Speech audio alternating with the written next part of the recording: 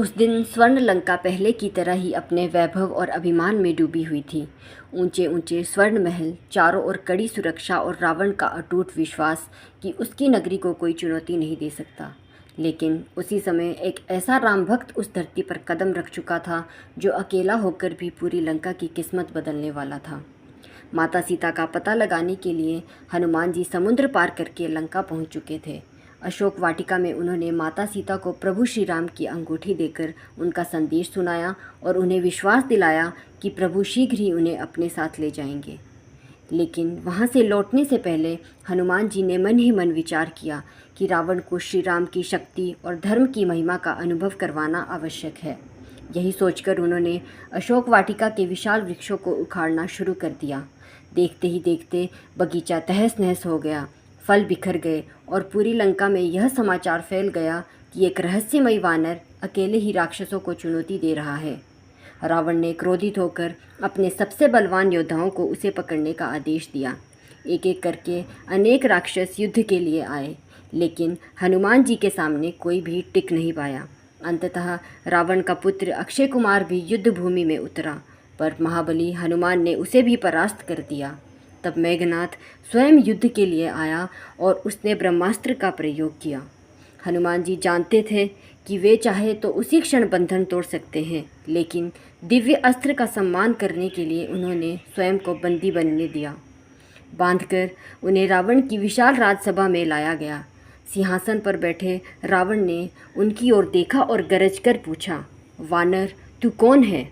हनुमान जी निर्भय होकर बोले, मैं अयोध्या के महाराज श्री राम का दूत हूँ और तुम्हें अंतिम चेतावनी देने आया हूँ। माता सीता को सम्मानपूर्वक लौटा दो और श्री राम की शरण में आ जाओ। लेकिन अहंकार में डूबे रावण ने उनकी बात सुनकर जोर से ठहाका लगाया और क्रोधित होकर आदेश दिया, इस वानर की पूंछ में आग लगा दो। राक्षस कपड़े और तेल लाकर हनुमान जी की पूंछ पर लपेटने लगे, लेकिन एक अद्भुत चमत्कार होने लगा। जैसे जैसे वे कपड़े बांधते गए, हनुमान जी अपनी पूंछ को लंबा करते गए। अंततः पूंछ में अग्नि लगा दी गई और पूरी लंका यह दृश्य देखकर हंसने लगी। लेकिन अगले ही क्षण कुछ ऐसा हुआ जिसकी कल्पना स्वयं रावण ने भी नहीं की थी। हनुमान जी ने अपने सारे बंधन तोड़ दिए, एक विशाल छलांग लगाई और जलती हुई पूंछ के साथ महलों की छतों पर पहुंच गए। वे एक महल से दूसरे महल और एक अटारी से दूसरी अटारी पर कूदते गए। कुछ ही क्षणों में पूरी स्वर्ण लंका अग्नि की भयानक लपटों में घिर गई। आकाश धुएं से भर गया, चारों ओर चीख पुकार मच गई और रावण अपनी जलती हुई नगरी को असहाय होकर देखता रह गया। इसके बाद हनुमान जी फिर अशोक वाटिका पहुँचे। उन्होंने माता सीता को प्रणाम किया और विनम्रता से कहा, माता, अब मैं प्रभु श्री राम को आपका संदेश देने जा रहा हूँ।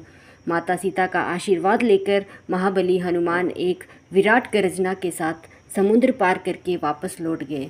पीछे जलती हुई लंका थी और आगे धर्म की विजय का संदेश। रामायण का यह प्रसंग हमें सिखाता है कि जब भक्ति, साहस और धर्म एक साथ खड़े हो जाते हैं, तब सबसे बड़ा अहंकार भी टिक नहीं पाता। अधर्म और घमंड का अंत निश्चित है, लेकिन जो व्यक्ति सत्य और भगवान के प्रति समर्पित रहता है, उसकी रक्षा स्वयं ईश्वर करते हैं। जय श्री राम, जय बजरंगबली।